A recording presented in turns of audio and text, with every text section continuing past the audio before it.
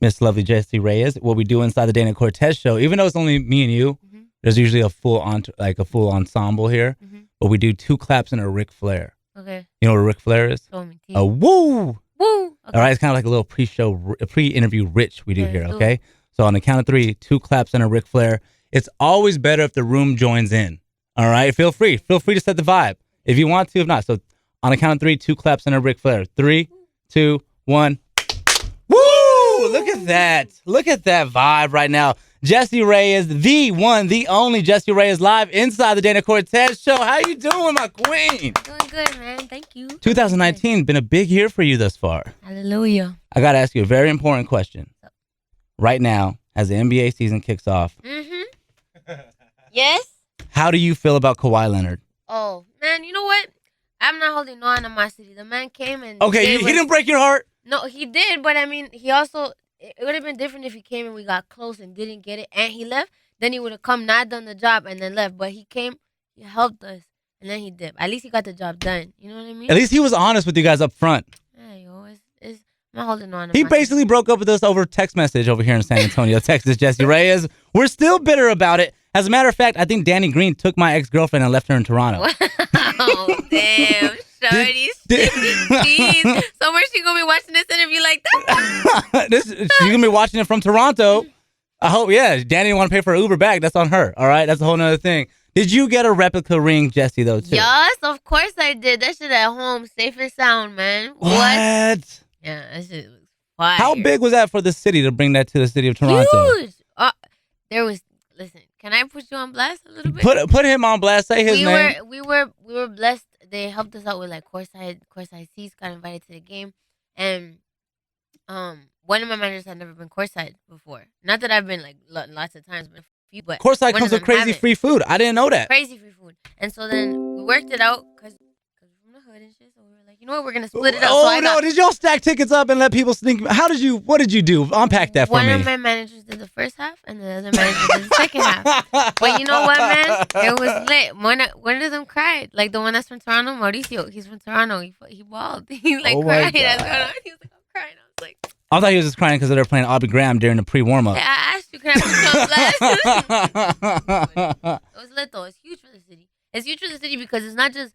And I said this too when they won. They won on my birthday. When they won, and I was on top of a bus shelter losing my damn voice.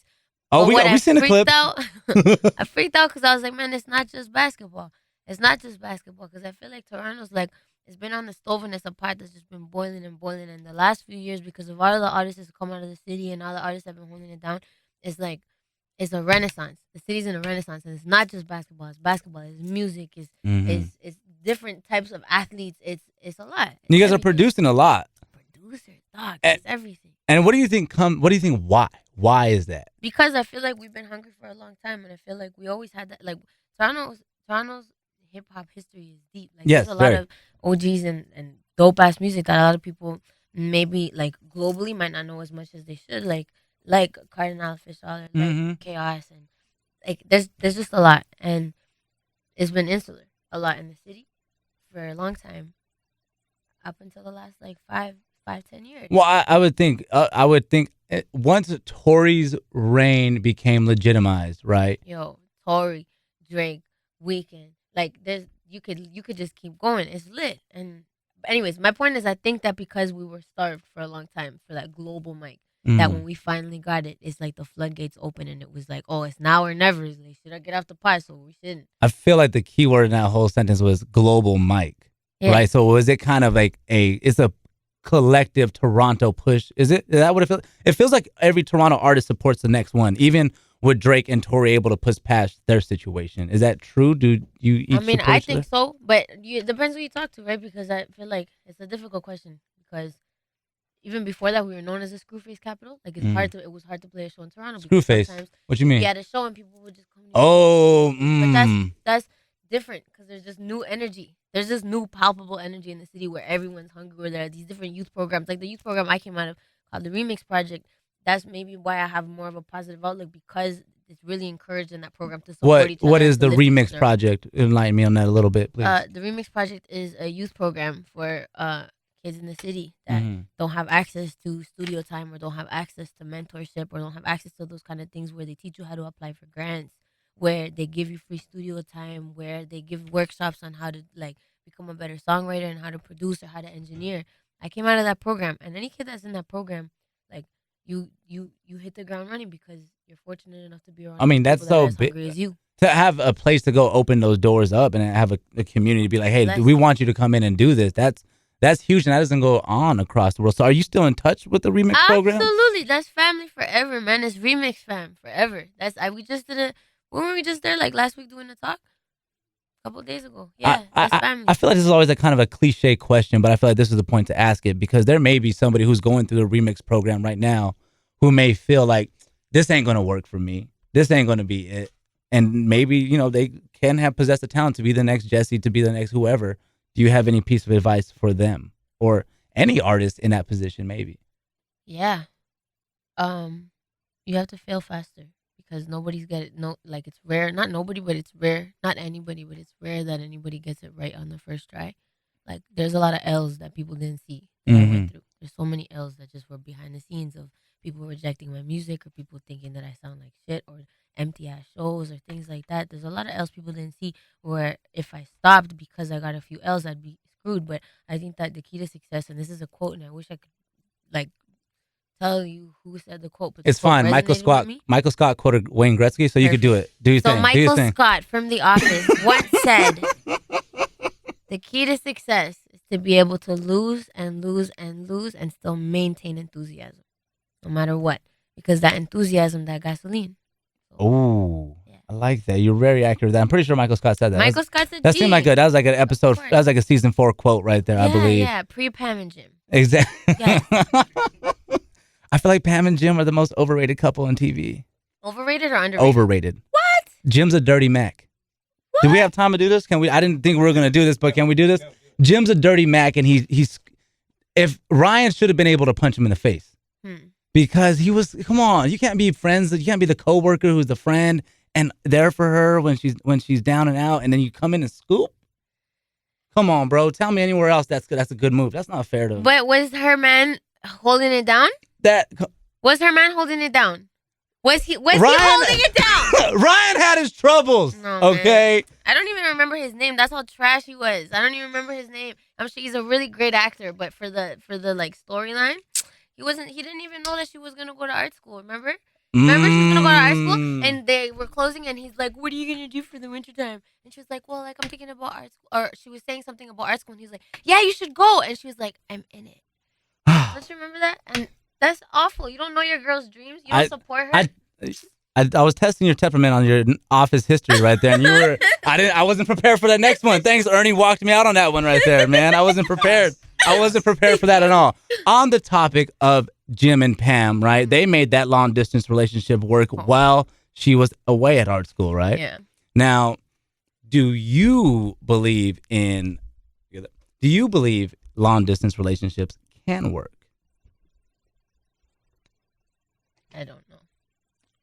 I don't know.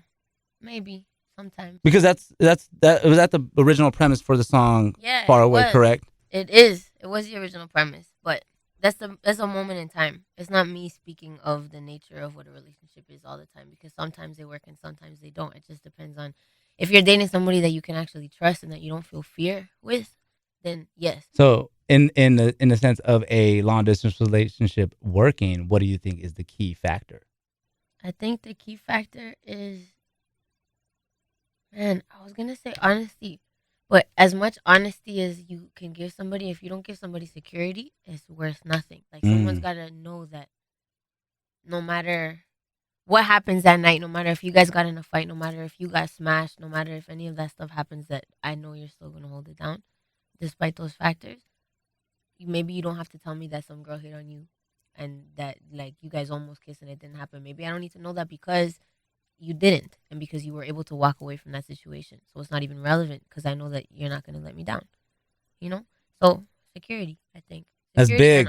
Take that little nugget, ladies, and hold that. That was key right there.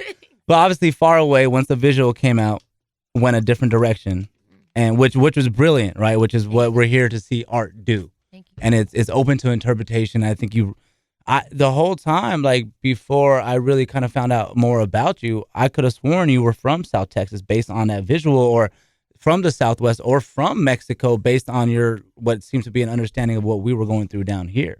Mm. And I kind of, when it came to creating that visual, what was the point where you're like, okay, we're gonna make this about more than love? What was the deciding factor in the making the creative concept for the video? You said it earlier. The song was originally just about long distance love, and it was one of those that's just it's a convo turned into a song because it was me and the two producers in the room, Vegan and Rose. But after the song was done, by the way, they're dope. Well, after the song was done, the line that stuck out the most to me was "The government wants us to break up." That's the line that hit me That's the heavy. hardest. That's heavy. That hits. That's heavy. Yo, and in every context, like it's not even if we were to take like 10 steps back, it's not even just like there's deeper meanings to that. It's not even just about immigration, but the government wants us to break up, and the idea that people can make change if people come together. Okay. That's Okay. Hold that's on. a whole Hold nother on. level. Okay. But anyways, back to what you asked. That's what hit me the most, and in the context of what our society is in right now, it's really easy. Did you think it was going to be able to cut through this deep to where people were being like your lyrics spoke to people in South Texas, to people who may have family members in these camps where their families are actually being separated? Did you ever realize that was going to happen? I hoped it would when we were talking about the visual, and me and the director were collaborating. Shout out Peter Huang. I was saying that I wanted to almost make it a moment and be like, yo, I see you, because we were in Canada at the time. But I'm That reading these articles and I'm watching these fucking Instagram. that was the Like, craziest thing to me, is that you're a Colombian from Toronto, able to speak on what it made me think of. The song was what the children in these detention camps are yeah, going through, where they're separated from their parents. As I couldn't fathom being 6 year old and being pulled away from my mom and no, not me knowing, neither. Your heart right? breaks. And it was crazy to me that you were able to speak to them. Cause it's for me, it's easy when like we look like we can be siblings. We do, we do. It's easy when you look at a screen and you see these news reports or you read these articles and these kids are screaming and crying and the kid looks just like me. How am I not gonna cry when I could think about if my pops was ripped away from me, if my mom was ripped away from me at a young age, or when I've had family, or when I personally like we had to wait 16 years to get our papers legally approved for the United States. And we were coming from Canada. At that point, we were coming from Canada. My parents had to wait before that to come to Canada, but the one that I experienced Whoa. was that, and we weren't running away from persecution. We weren't looking for refugee status. We were looking for more opportunities, but we weren't that. But suppose we were in that position, 16 years. For everybody that's saying, oh, like people can wait to do it legally. No, dog. 16 years if you're running away from 16 violence. years and some money. 16 years and some money. We were Some lucky enough to money. have my tia that worked as a sponsor for us. If we didn't have that, Big. we'd have been screwed. Yeah. We would have been screwed. But that's why. And also, not for nothing, because I know that we talked about that as a team when I was like, oh, I'm Canadian, and I feel like some people are gonna be like, oh, like, what are you speaking about? Because as much blood, as much Latina blood as I have, as much experience, or as much empathy as I feel for other people that my family's been through, somebody could be like, yeah, but you're Canadian. But one of my managers, man, they said something that resonated. And he looked at me and he was like, man, Jesse, listen, if the oppressed are the only people fighting for change, change isn't gonna happen. If the oppressed are the only people fighting for change, change isn't gonna happen. And I If was the like, all right. oppressed are the only people fighting for change, change will not happen. I just wanted to reiterate that one more time, because that's a powerful statement right there. And it's good to see you in the room and how much thought. I didn't think this much collaborative effort and thought went behind everything in that whole thing right there. And it's beautiful to see. And since that video, has it changed your creative direction as an artist? As an artist, no. I don't think there's always just been heart to mouth. Got it. So whatever I feel comes. And like aside from that conversation, like it goes from different conversations of like what it's gonna be like after it comes out. But I've had songs in the past that are polarizing, where people hate and some people love. So it's kind of like it's just whatever. Some people are gonna like it, some people are gonna hate it. So it's fine, and it's just what it is. And that was great. But going forward, rest of 2019, what we got coming on from Miss Jessie Reyez? We go to Europe tomorrow. We just played Mala Luna yesterday, which was lit. Or today. Wow, jokes. We just played Mala Luna today. Go to Europe tomorrow. Do 3 shows there. Come back. And then finishing up my album. What about, I want to go back to Far Away. What about performing that song live? Have you been Far able, Away? have you Yeah. been able to see the impact that it has when you're performing that live Yeah, to, when people are screaming back the lyrics, it's lit. We just did a show in Toronto that was really special because I was able to make it a theatrical show, and we hired a few actors. So before Far Away happened, yeah, and crowd interaction, I had ICE officers come up from side stage and interrupt the show. Nobody knew what was going on. It's just like megaphones being like, hey, and I run off stage, and then they're like, we're looking for Marcela and Jose Cruz, Marcela and Jose Cruz. And we had snitches planted where they're like, they're right here, they're right here. And in the middle of the audience. You had snitches planted? Such a Canadian thing. But What? go ahead, I'm the hell sorry. do you mean that's a Canadian thing? What? Anyways, I'm going to continue with the story. Please do. So, yeah. No. No, Actors. theatrically, we had theatric snitches in the crowd, right? There wasn't a bunch of Tekashis rolling around. Wow. Okay, we had theatric snitches in the crowd. And I get it, it's good. It's good for the ambiance. You had the ICE officer come out, and then you had the crowd interaction there. And so then they yelled, and then they went into the audience and took the mom and dad, and the kid was holding on. And then they dragged them on stage, and the kid's still holding on. And the mom and dad are screaming, and they separate them, and the officer tells the kid to hold on. And the kid's by herself on stage, and then I come on and started singing Far Away. I started crying because the acting was so good that it I just like cringed when you told me that the officer had to tell because even the thought of that, that's the separation. That's the Far Away lyric right there. Yeah. And so that was you did that live. Did that live. Wow, that's beautiful to hear, because that's one clear way to get that message across of what's going on here, and has a Latino who's living in South Texas and who is a representative of the Southwest. Like, we greatly appreciate that, and because it cut through, and it was a clear line of like the government wants to rip us away, but it was so profound that it rang bells through down here. And I feel like you set yourself up to have a genuine fan base going forward from anybody who's been through that. And there's a lot of Southwest American, the Mexican Americans, who can relate to that, because, like you said it earlier, we kind of look alike. So shout out to Canada, shout out to Toronto, and shout out Kyle Lowry. Shout out Kyle Lowry. Anything else you want to let the people know? Lovely Miss Jessie Reyez. Oh my God, y'all got some fire ass food out here. I was just killing those tacos at catering. So thank you guys for feeding me, and thank you, Mala Luna, and thank you guys for having me here today, man. And shout out for the office talks. I'm all for those. Office or friends? Office. Oh, quick with it. Okay, cool. All right then. Sarcasm, man. There's just more sarcasm in the office. It's just, I'm here for You're just not a fan of laugh tracks. Just say it, okay? Jessie Reyez inside the Dana Cortez Show. Y'all have a great day. Thank you one more time, my queen, for joining us.